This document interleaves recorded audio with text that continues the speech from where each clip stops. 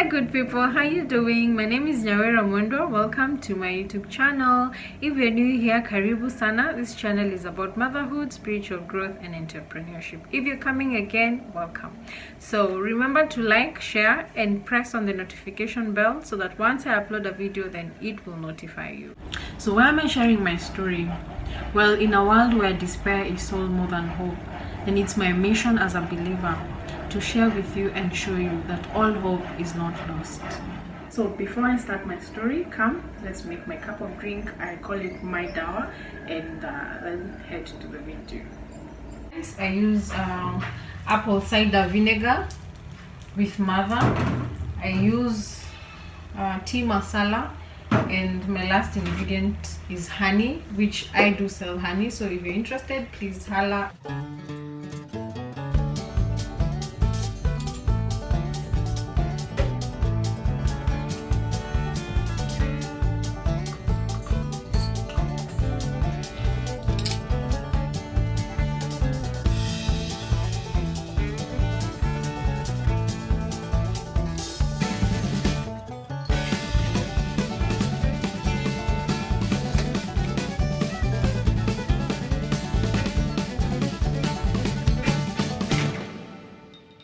So as I grab my cup of dawa, grab your tea, grab your coffee, and join me as I share my story. So I grew up in a Christian home where I attended Sunday school. I also attended brigade. We used to do set pieces where we would compete with other churches. I would lead some solos. And I mean, life was really good because I was introduced to Jesus at a very young age. So my first encounter with God was when I was in class 7. I had attended a concert at KAG Buruburu with my elder sister Betty. She was really involved in the church, and I remember an altar call was made, and I just walked in front. I remember they asked who wants to know Jesus and welcome them in their life, and I raised my hand and I walked straight to the pulpit and I gave my life to Christ. And that's how my journey as a Christian started at a young age. So in primary, my life was pretty good and pretty simple because now I was attending school, and then now every Sunday I would attend church and any other activity that was to be done in church. And I remember I had actually joined God Chasers. That was a dance group in church as early as I remember. I was still in primary school, I think class 7 or 8. I was really interested and I was really good at it, and this really laid a good foundation in my faith. So come high school, I joined Genda Girls in Maragua. That was in 2002, and I joined from 1 to Form 4, and life was interesting there. I later joined CU, and in CU I participated in a group that we used to call ourselves DM. I think it's DM, Dancing Ministries. I'm not so sure. What? Okay, Kitambo. And we were, I think, 6. If I'm not wrong, we were 6. And so we would minister through dance. We grew our faith together. I remember many times we used to have a room. I can't remember the name of the room. We grew our faith because we used to wake up for morning devotions. We used to do Bible study. We used to just dance for Jesus. And I remember if we had functions in school like weekend challenges, would perform. I remember I also made sure that my church was invited by CU to come and minister. As in, I made sure my faith grew, because once I closed school I used to go back to church and dance because that's the ministry I was in. In high school I made friends. I made good friends who I still am friends with up to now. And as I said, that group that we used to dance with up to now, we're talking about 15 years of friendship or even more. So I cleared high school and I attended University of Eastern African Baraton in Kapsabet, and that's where my faith was tested. So remember, all my life I've said that I was serving in church. My faith grew. I was a church girl all my life until I stepped in campus, and I think that's where I took a vacation with God. I was like, chill. Okay, I think also it was a point of just knowing that you're going to be in a town where no one knows you. You'll be by yourself. No one is keeping tabs of asking you where are you, what are you doing, or anything. I was just alone.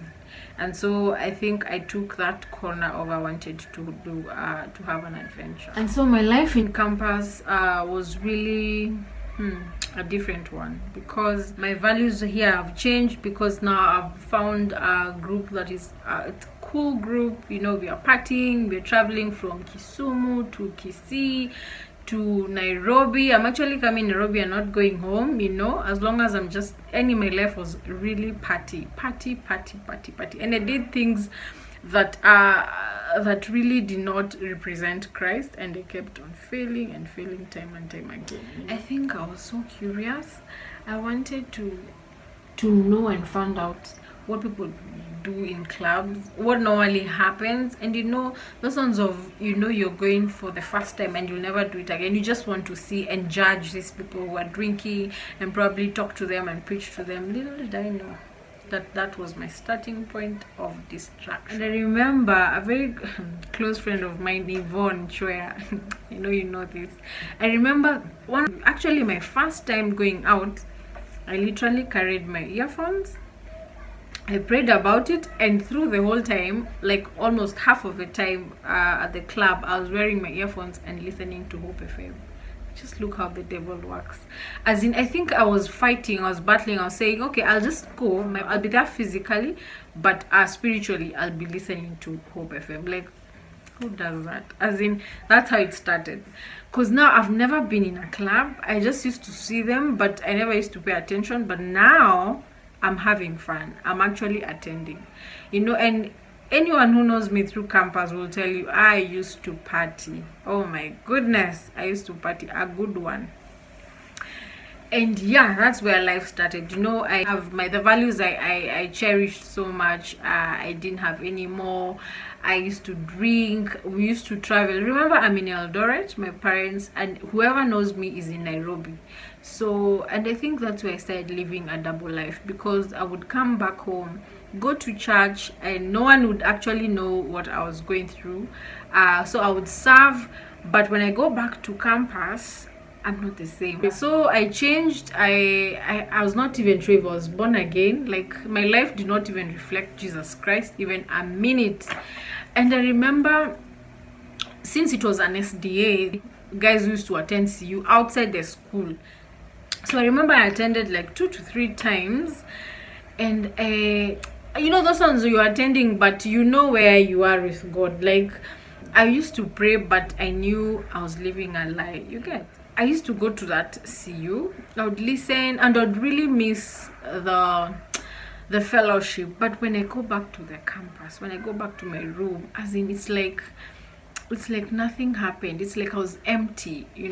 I think I was really lost, and I don't know what. I think I was looking for identity. I really wanted to like feel like a cool chick, and I knew I was living a double life, and no one really knew until my closest friends like Shiko up and tell them, you guys, I'm struggling, I'm doing this, I'm not living a good life, and would encourage each other, because we were at that stage of trying to discover what is clubbing, what is drinking, what is partying, all sorts of things that I did not do at my younger age, or I felt like it was cool.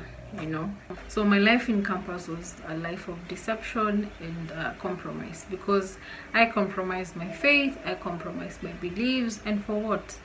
It was just for fun, to feel that I can fit in, and to literally feel, for lack of a better word, to be this cool kid. And the Bible says in James 4:17, to know what is right and not do it is sin. So I knew what I was doing. So I knew I was sinning, because I knew those are not my values. I was just doing for fun.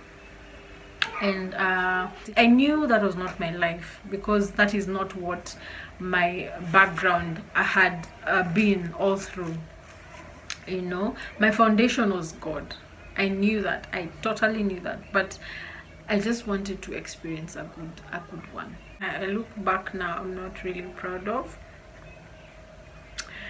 Yeah, and that's why maybe I did this video, because no one is perfect, and I'm so proud to talk about my past because it's not who I am right now. So my turnaround was in 2013 June. There was a concert at Deliverance Church Umoja, and I decided to rededicate my life to Christ. And I remember the pastor was talking about this verse. Let me just read to you. Jeremiah 2:32. It says, "My people have forgotten me days without number." And that just took me back, and I remembered that I had left God. Remember, as I said, when I joined campus, I decided to take a vacation from God and just search life through other means. That was through partying and doing all sorts of things. And and just to picture to you how I interpreted that is actually, now just take a second and think about God. Let's put ourselves, if we were God, He sacrificed His only Son to die for us, and when He has sacrificed, we're not giving Him time. How would you feel? It got me thinking, how many times do we go out and forget something and we come back for it? It could be an ornament, it could be our phones, it could be anything that you've forgotten. You always come back. And I felt like the same place where I left God, and I was like, pause. I went back and I said, I want to regain my friendship, I want to regain my relationship with Christ, and that's what I did. And the journey has been amazing. I thank God because my past did not define my future, and right now I met people that I walked with in faith. I started doing things that I love, sharing the word of God and doing Bible studies with friends. I made new friends who are in the kingdom, and it's been a journey. The journey has been amazing. And I also met my husband, who we have the same values, and God has really been amazing, and He's really blessed us because we've been able to walk through this faith together, and we're still doing it, and it's been real. Doesn't mean that I'll not face challenges. Challenges will always be there. I'm now in a new season. I'm a wife. I'm a mother of 3 amazing boys. I'm an employer, and a lot is expected from me. But I've made a conscious decision to trust God and to put God first in everything I do. There's this verse that continues to give me hope even as I walk through this journey of faith. 1 John chapter 4 verse 4. That greater is He who lives in me than he who is in the world. So be encouraged and know that you can do it. If I did it, then you can do it. If I conquered, then anyone else can conquer. Through Christ who gives us strength. As I conclude, allow me to read from the book of Isaiah chapter 40 verse 31, and it says, "But those who hope in the Lord, He will renew their strength. They will soar on wings like eagle. They will run and not get weary. They will walk and not get faint." Remember, nothing you have been through that you cannot come out from. You're stronger than you think you are. God is able to rebuild, God is able to renew, and God is able to restore you. And that's my story. Hope you've been inspired, hope you've been blessed. Until we meet again, it's adios.